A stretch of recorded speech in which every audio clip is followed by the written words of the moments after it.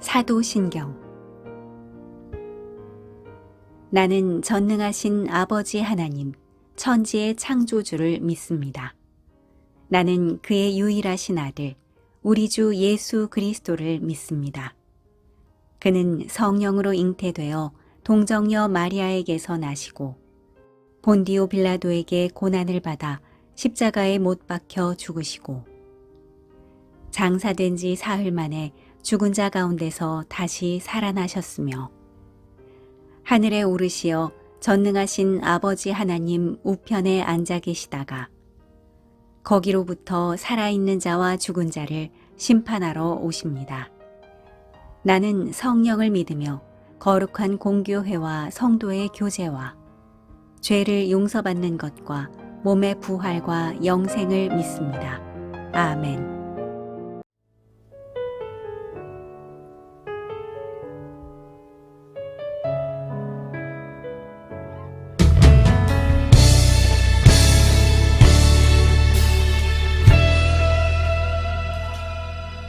전능하신 나의 주 하나님은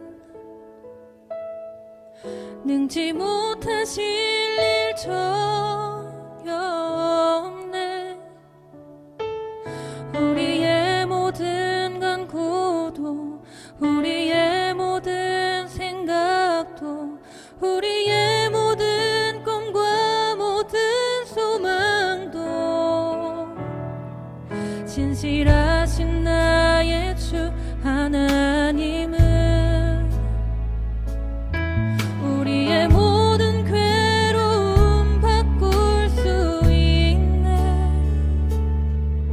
불가능한 일 행하시고 죽은 자를 일으키시니 그를 이길 자 아무도 없네. 주의 말씀 의지하여 주의 말씀 의지하여 깊은 곳에 금을 던져 오늘 그가 놀라운 일을 이루시는 것 보라. 주의 말씀 의지하여 믿음으로 금을 던져 믿는 자에게 능치 못함 없네. 전능하신 나의 주 하나님은 전능하신 나의 주 하나님은 능치 못하실 일 전혀 없네.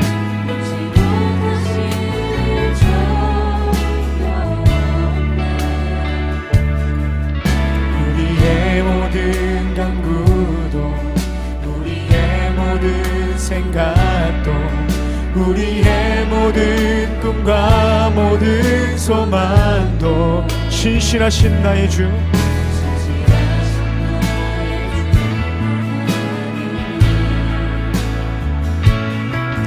우리의 모든 괴로움 바꿀 수 있네. 불가능한 일 행하시고 죽은 자를 일으키시니 그를 이길 자 아무도 없네. 아멘. 주의 말씀 의지하여 깊은 곳에 금을 던져 오늘 그가 놀라운 일을 이루시는 것 보라. 주의 말씀 의지하여 믿음으로 금을 던져 믿는 자에게 능치 못함 없네. 주의 말씀 의지하여 깊은 곳에 금을 던져 오늘 그가 놀라운 일을 이루시는 것 보라. 주의 말씀 의지하여 믿음으로 금을 던져 믿는 자에게 능치 못. 우리 마지막으로 고백합시다. 주의 말씀 의지하여 주의 말씀 의지하여 깊은 곳에 금을 던져 오늘 그가 놀라운 일을 이루시는 거라. 주의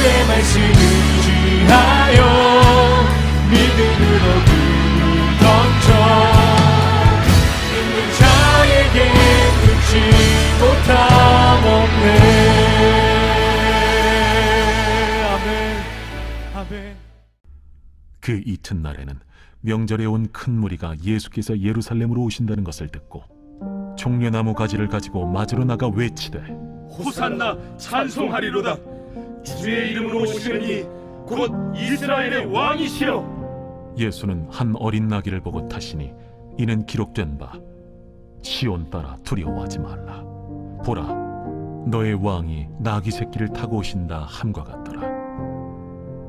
제자들은 처음에 이 일을 깨닫지 못하였다가 예수께서 영광을 얻으신 후에야 이것이 예수께 대하여 기록된 것임과 사람들이 예수께 이같이 한 것임이 생각났더라. 나사로를 무덤에서 불러내어 죽은 자 가운데서 살리실 때에 함께 있던 무리가 증언한지라. 이에 무리가 예수를 맞으면 이 표적 행하심을 들었음이로라. 바리새인들이 서로 말하되 볼지어다, 너희 하는 일이 쓸데없다. 보라, 온 세상이 그를 따르는.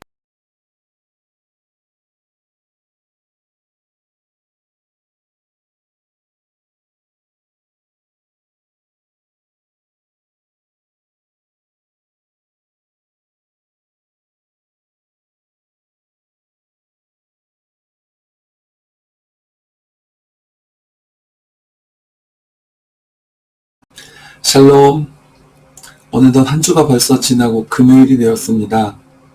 오늘 아침에도 말씀과 기도로 하루를 시작하시는 여러분의 삶에 하나님의 간섭하심이 함께 하시기를 주님의 이름으로 축복해 드립니다. 오늘 함께 읽은 말씀에 예수님이 많은 기적을 일으키시고 또 병자를 고치실 때 그곳에 놀라워하며 예수님을 쫓던 많은 사람들은 이제 죽은 자를 다시 살려내신 나사로 사건을 기점으로 해서 예수님을 향한 기대와 인기가 절정에 달했습니다. 게다가 갈릴리에서부터 쭉 예수님의 기적을 경험해 왔던 사람들은 이제 예수님께서 예루살렘에 들어오셔서 그것도 6월절에 과연 어떤 일을 행하실까 엄청난 관심과 기대가 폭발했습니다. 이에 대한 반증으로 예수님이 예루살렘에 입성하실 때 저마다 종려나무 가지를 흔들면서 메시아 찬양을 불렀습니다. 마치 레드카펫을 밟으며 입장하는 영화배우처럼 예수님이 가시는 길에 자신들이 흔들던 종려나무 가지를 바닥에 깔아서 예수님이 그 종려나무 가지를 밟으면서 입장하시도록 그렇게 예수님을 환영했습니다. 그들이 부르는 환호와 찬양은 주의 이름으로 오시느니 곧 이스라엘의 왕이시여 라는 내용이었습니다. 그런데 과연 예수님께서 성취하실 나라는 이 사람들이 기대하는 나라와 같을까요? 여러분, 나에게로 시선을 한번 돌려보겠습니다. 요즘 선거철이 되어서 여러 대선 주자들이 수많은 공약을 쏟아내고 있습니다. 우리는 이 대선 주자들에게 바라는 것이 과연 하나님께서 원하시는 나라를 구현하는 것입니까? 아니면 그냥 나 살기 편하고 좀 좋은 세상 만들어 주기를 바라는 것입니까? 만약 그렇다면 오늘 본문의 예수님을 저마다의 기대로 환영하고 있는 군중들과 나는 다른가요? 아니면 비슷한가요? 나는 과연 어떤 모습입니까? 오늘 다른 복음서의 같은 장면에서 예수님을 맞이하는 사람들이 이렇게 환호했습니다.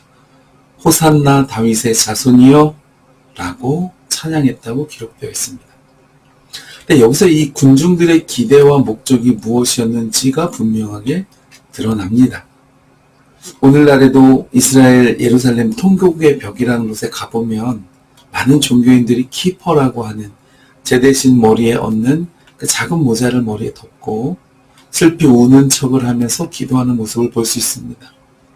그런데 그들의 기도의 내용 중에 꼭 빠지지 않는 것이 하나 있는데 조상 다윗의 통치 때처럼 강대한 나라를 다시 회복하게 해달라는 기도가 빠지지 않습니다. 그런데 오늘 이 사람들이 예수님을 맞이하면서 부르는 호칭은 무엇이었는가 하면 다윗의 자손이여 우리를 구원하소서 했습니다. 이들의 기대가 무엇이었는지 여기서 드러나는 것이죠. 그런데 이러한 모습은 그들 앞에 보여주시는 예수님의 모습과는 너무 극명한 대조를 이루고 있습니다. 이 사람들이 기대하는 다윗의 때를 회복할 만한 메시아라면 백마를 타고 호위병을 거느리고 입성해야 어울릴 테지만 예수님은 어린 나귀를 타고 군대가 아닌 테크톤이라고 하는 그저 사회적 약자들과 함께 예루살렘으로 들어오시고 있기 때문입니다. 그리고 베다니라고 하는 마을이라면 이곳은 예루살렘으로부터 약 5리 정도 떨어진 곳이었다고 성경에서 말했습니다. 그렇다면 오늘날로 한 2km 정도 되는 거리인데요. 그것은 걸어서 가는 게 되려 편할 수 있습니다만은 예수님은 굳이 어린 나귀를 의지해서 예루살렘으로 들어오시고 있습니다. 이것은 무엇이냐? 예수님께서 스가랴 선지자의 예언대로 고난당하는 메시아를 성취하시기 위한 계시적인 행동이었습니다. 근데 여러분, 과연 몇 사람이나 이런 예수님의 자기 계시적 모습을 이해하고 있었을까요?